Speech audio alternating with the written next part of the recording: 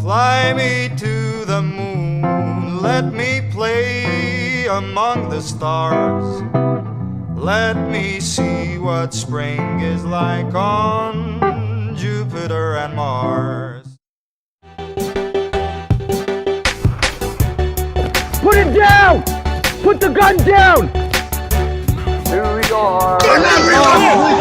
Drop the chain! Drop it down!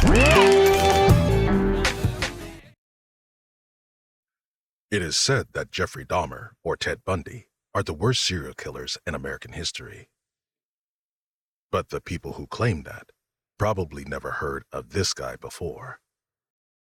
The body police discovered at the Green River would lead them to the 49 more bodies strategically buried by a disturbed man. Gary Ridgway had a pattern. When he saw a girl he liked, he would watch them, gain their trust by showing them a picture of his son, and then lure them into his van. He then drove them into either the woods, his home, or just stay inside of his van, have sex with them, and then go ahead and kill them by strangulation. He would do the same with the local sex workers. Even though he had an IQ of only 80, which is far below average, he somehow managed to disguise the bodies in a manner that was smarter than expected of someone like him. He buried his victims next to the Green River, at woods, and next to the local airport. Inside of their grave, he would put items that he stole from random people, for in case someone would find the bodies, they would associate the person he had stolen an object from with it. Sometimes he would come back to the bodies, take them out of their graves, and have sex with them. Wendy Lee was found dead underneath the Peck Bridge of the Green River by two boys innocently riding their bikes in 1982, probably causing them trauma for life. She was 16 years old.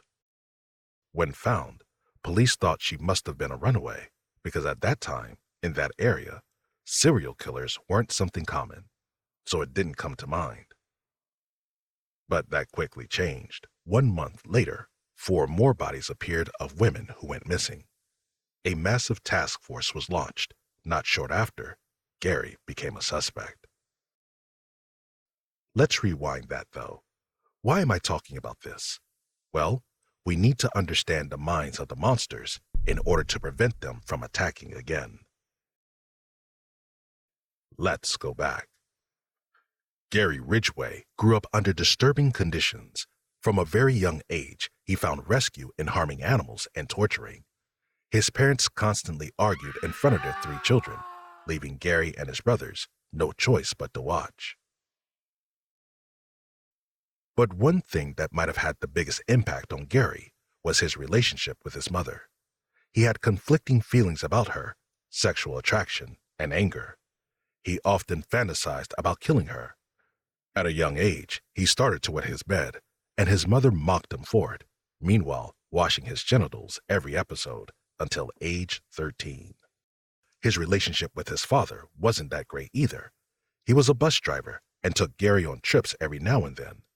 There, Gary found his father constantly cussing about the human garbage on the streets.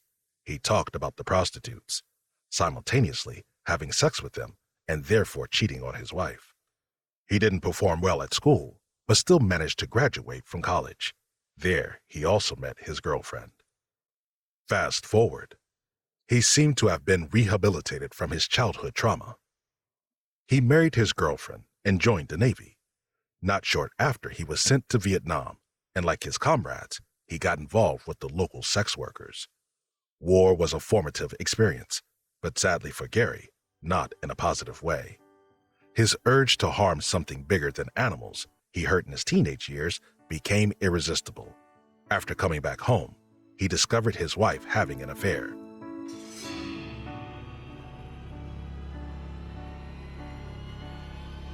Leading to the end of their marriage. He was enraged, but decided to marry again. But this time, he was different. He was abusive towards his second wife, and his sexual behavior got more disturbing. He forced his wife to have sex with him in public places, one of them being the Green River. He also choked her during intercourse until she was unconscious. According to him, If I had killed my second wife, I wouldn't have killed anyone else. There's no better way trying to take away your own responsibility from the situation than to blame it on the victim.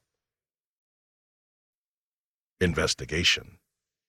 Although he was a suspect early on, police didn't have anything to charge him on, so he slipped through the hands of police until in November 1999, there was a revolution in forensic science, a way to track DNA to the person it belongs to. In December 2001, 11 police officers were instructed to find evidence against Ridgway regarding the case of the 4 women found in the area of the Green River, but this failed due to lack of evidence. Amazingly, on March 2003, police announced an accordance between paint particles found on the victims' bodies and the van of Gary. Gary soon cooperated with police in order to avoid the death penalty. On the 5th of November 2003, Ridgway pleaded guilty of killing 48 women. Ridgway has claimed there are more victims that he hasn't been convicted of and has been considered a suspect in the murders of several other missing women. Hello, hello again.